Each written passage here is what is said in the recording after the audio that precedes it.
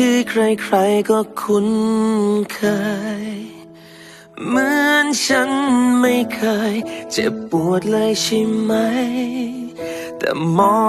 งให้ลึกลงไปที่หัวใจฉันซ่อนความจริงที่มีตลอดมา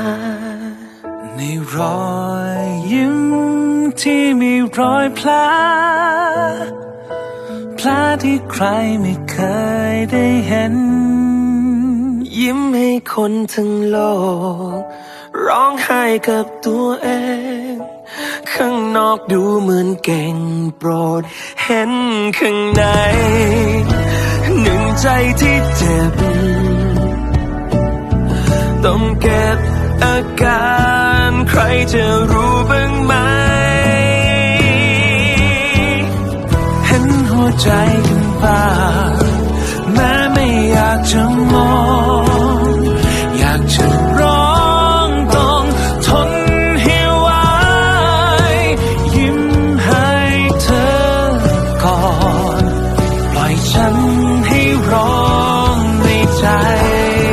พรุ่งนี้จะผ่านพ้นไปไม่ช้ามันก็หาย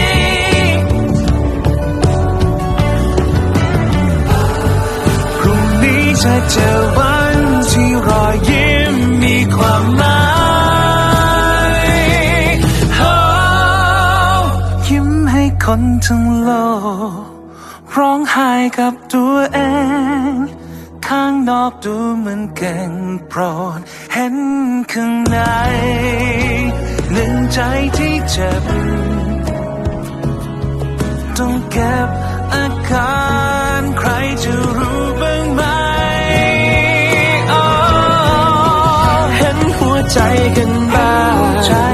แม้ไม่อยากจะมองอยาก